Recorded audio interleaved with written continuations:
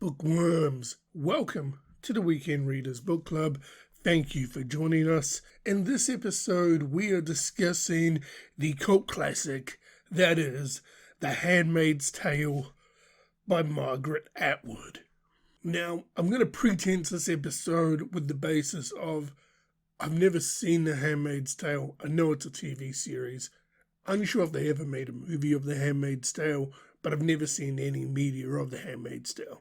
All I know is that in American politics, one side says that they want to turn the country into a police state that we have, which is 1984, and the other side wants to turn back time and turn us into, say, The Handmaid's Tale. That's all I know. The back blurb of the book doesn't give a lot away. It's literally just a girl. She has one function, which is to breed.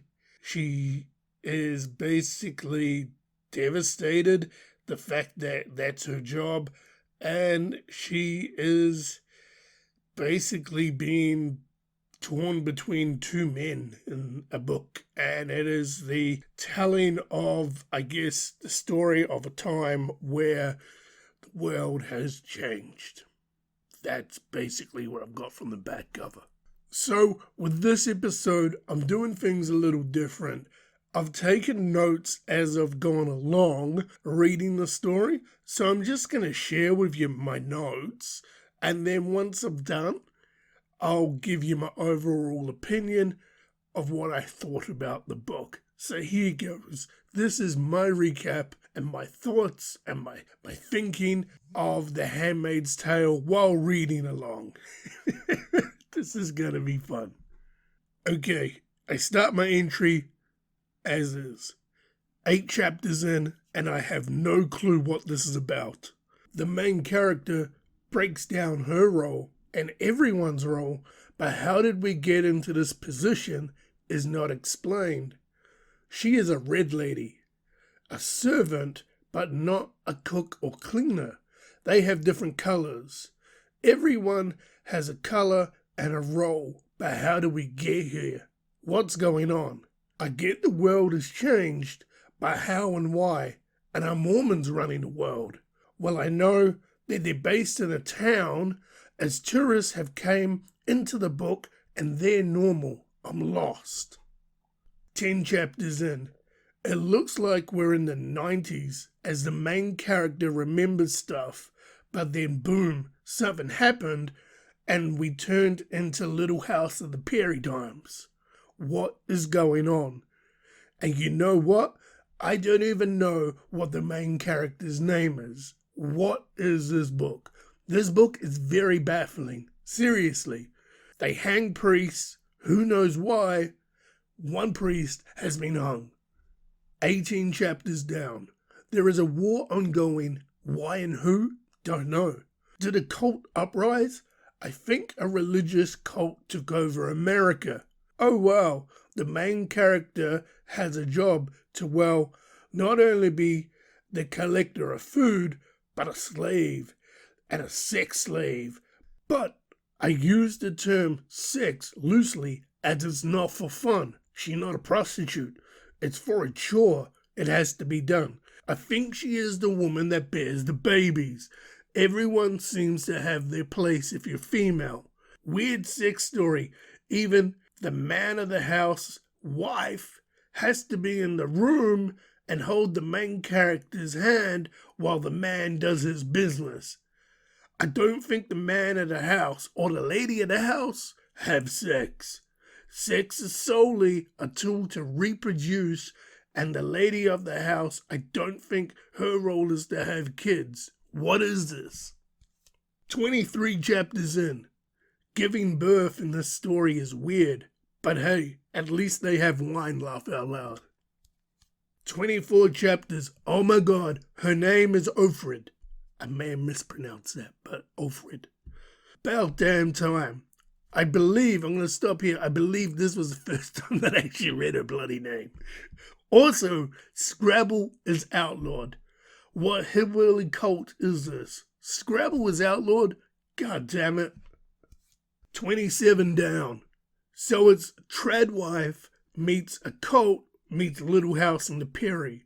This book is weird. Still have no clue how we got here. Oh, but the main character is having illegal secret meetings with the man of the house and bonding over the old days. They're not even fucking on the sly. Oh, and also, their Bibles are made by computers. What is this? They have AI in this land too? This book is something. Hey, chapter 28 is awesome. Finally, a story on what happened and how it all started and caused us to get us into this position that we're in. Damn, if you're trans, are you okay? I'm sorry, I shouldn't laugh at that, but that was the first thought I think of when I read what they did to females, because I was like, if you were trans, are you really a woman? And if you're not, then you're okay, you get to be the man of the house, but if you're not, then you have to bear kids, but then you can't bear kids. This book is confusing. See what I mean? But anywho, I digress. Chapter 31. They rounded up Jews. I'm sure I have read that somewhere before. Oh, sorry. Chapter 41 to the end is just weird, like simply batshit crazy weird. The story ended, but stuff just came and went bang, bang, bang, end. It didn't allow it to breathe.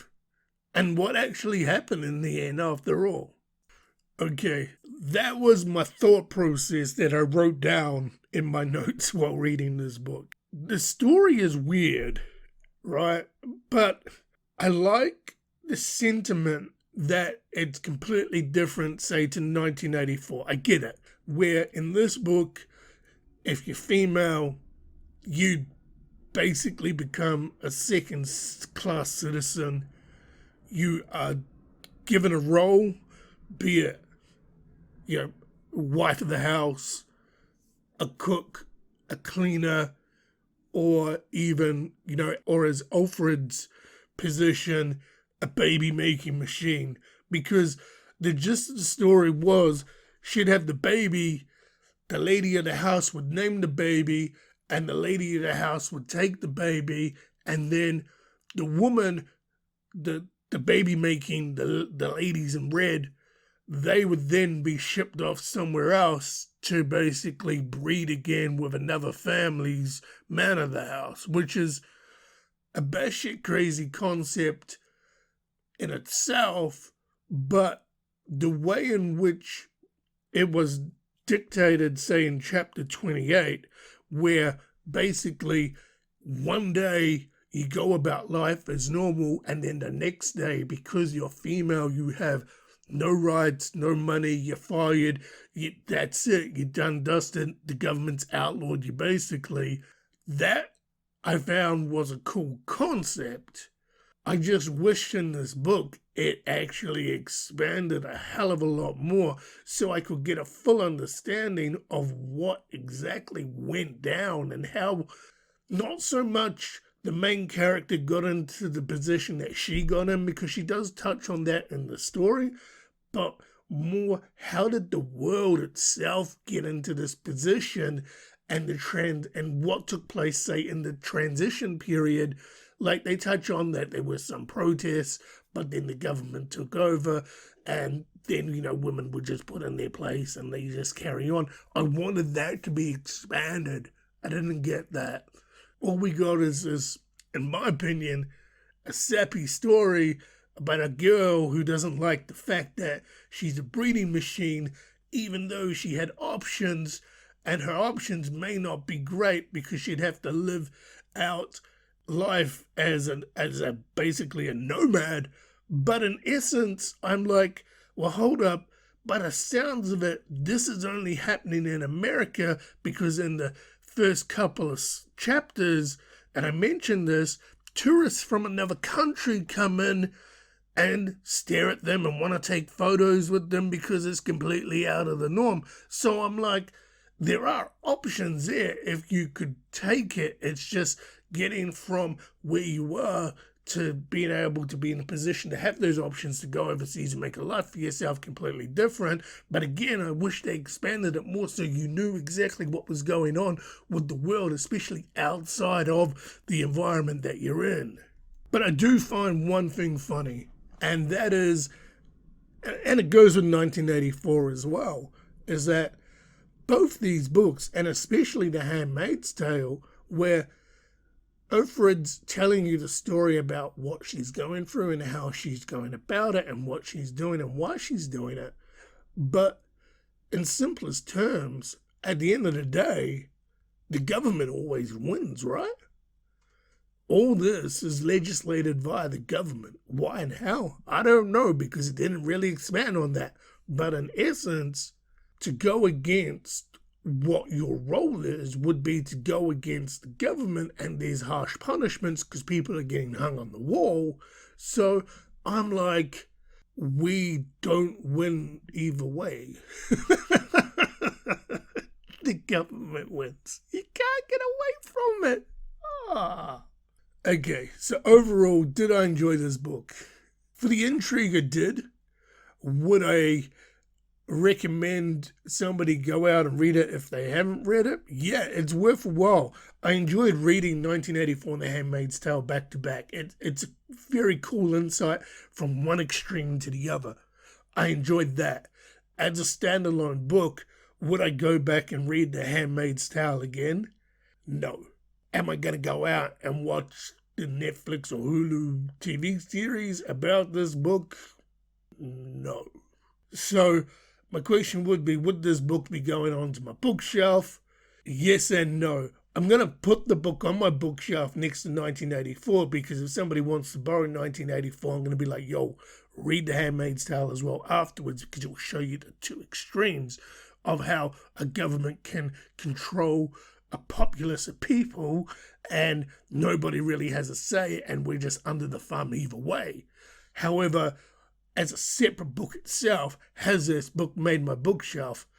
Absolutely not, because I'm completely lost by it, and after reading it, I'm still like, what the hell did I read? Why did it finish the way it finished? And there was no closure to it, and I'm just at a loss. Like, it seemed like the whole premise of the book was she was trying to get pregnant, and we don't even find out at the end if she is pregnant because, spoiler alert, she gets taken away in a van by her lovers, not the man of the house, her extra lover she found. The extra lover's gone, it's okay, go with these guys. She's in the van and she gets shipped away. That's how the book closes. And I'm like, so what happens next? Like, is she pregnant? Is there a baby? Like, what happens to the family? Like, all this stuff. It's just, I have so many more questions than answers. And I hate reading a book where it leaves me like that. And hate's probably a wrong word. I dislike reading a book like that where I finish the book and I have more questions than answers. And I'm left going, huh. So yeah, has The Handmaid's Tale by Margaret Atwood made my bookshelf? The answer is no.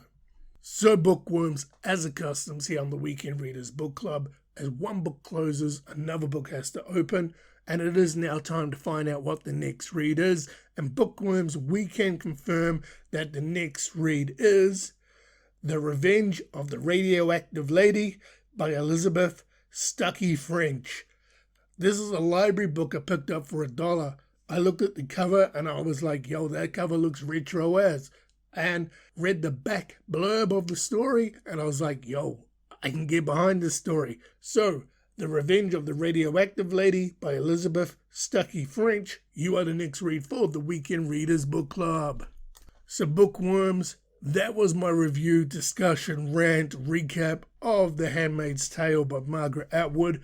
A book that was enlightening and I found missed the mark for me quite a bit because I wanted a hell of a lot more.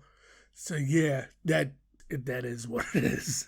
But I mean, yeah, at the end of the day, not every book you read is going to be a home run. So yeah, glad I read it, but it didn't make the bookshelf. But yeah, with that being said, thank you again for listening. I apologize this episode's gone on a bit longer than what it normally does because of the structure I use in this book, just recapping at different points, my thought process is reading along. Thank you for bearing with us. So Bookworms, as always, thank you for joining us. And until next time, happy reading.